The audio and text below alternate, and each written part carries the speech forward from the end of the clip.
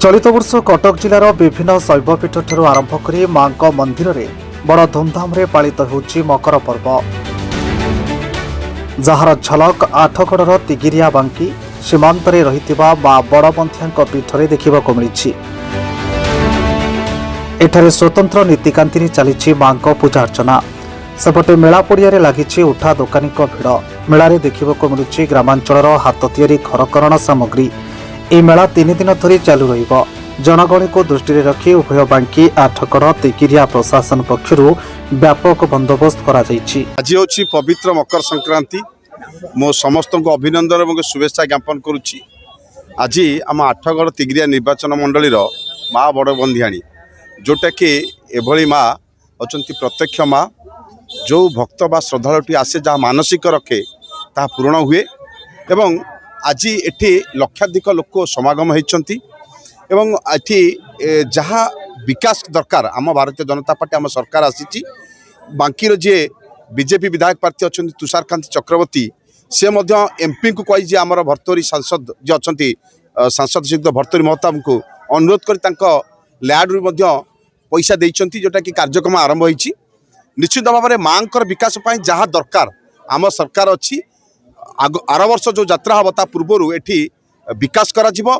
जा आम तिगिरिया तरफ एठी जे सोमपाड़र जे दायित्व नहीं आमर सना भाई हंतु बा आमर संतोष भाई हंतु सेमानक माध्यम एठी विकास करा जिवो।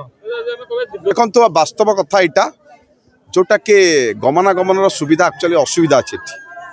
गोटे साइड गला लोक मैंने ठीक रे आसी पारना जोटा कि भिड़ बेसी जमिकी रोचे लोक मैंने नाई नथार असुविधा होती। निश्चित भाव आम सरकार के आम जनइबू तार केमती पदक्षेप निजी लोक मैंने यातायात बा गमनागमन सुविधा हम यहाँ प्राधान्य दिया। माँ बड़बंधियाणी मकर यात्रा उपलक्षे एठी आमर पुलिस प्रशासन एवं आमर बांकी तरफ बांकीर पुलिस प्रशासन एवं बांकीर एग्जीक्यूटिव अफिसर तिगिरियार एग्जीक्यूटिव मजिस्ट्रेट समस्त ये उपस्थित अच्छा। तेणु यात्रा बर्तमान शांति श्रृंखला सहित चली।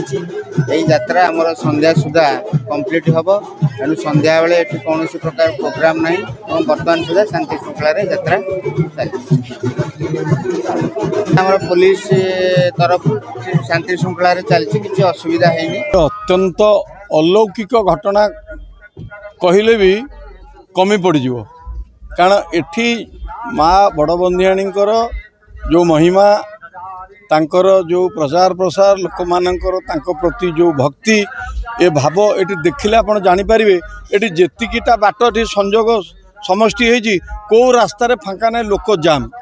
किंतु गोटे कथा ये माँ कर महिमा जो अनुसार लोकंकर भक्ति जो अनुसार लोकंकर समागम जो अनुसार यात्रार प्रभाव जो अनुसार से अनुसार एटी भित्तिभूमिर टिके अभाव अच्छे। एवं से भित्तिभूमि पाई मु मैनेजमेंट कमिटी सहित कथा होतिली जे यार चतुर्पार्श्व जगह कहार केमिति कौन अच्छी यार स्थितावस्था देखी एकु जदि आम जगह न दवा जगह व्यवस्था न करिबा आगु को लोकंकर संख्या बढ़िबो।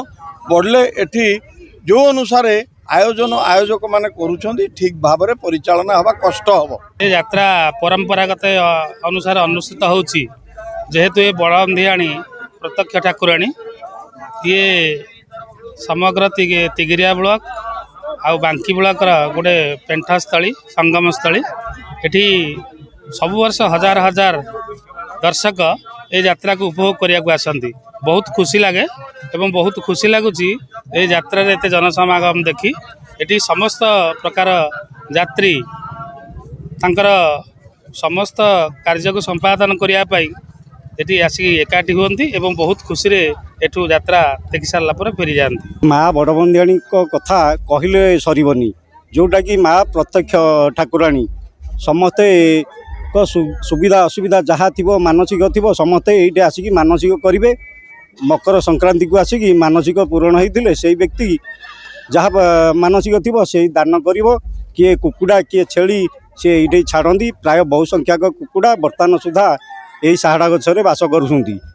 आउ एठी जो यात्रा होउची बांकी तिगिरिया दीटाकर मिलित संगम स्थल होउची माँ बड़बंधियाणी पीठ जो थे कि बांकी तिगिरी आम चतुर्पार्श्वर जो 4टी पंचायत सबू गाँव मुखिया मुखिया लोक आसिक एठे गोटे कमिटी करी यात्रा करुँच कमिटी रे उभय बांकी तिगिरियार प्रशासन सहयोग करुँच जोटा कि भिड़ नियंत्रण पे पुलिस प्रशासन स्वास्थ्य सेवा व्यवस्था जल उठा दिन आमर आसी अग्निशम विभाग सबू मेडिकल टीम आदि की समस्ते सहयोग करुँच 2 मास पूर्व प्रस्तुत करूँ बैठकटा आम मसे पूर्व गोटे मिलित बैठक प्रस्तुति बैठक डक जाए से जहाँ निर्धारण हुए सबू आमर देवोत्तर विभाग तहसिलदार आम कमिटीर अध्यक्ष था निर्देश में सबू काम करा जाए। आठगड़र Maheshwar Behera report metro TV Odisha.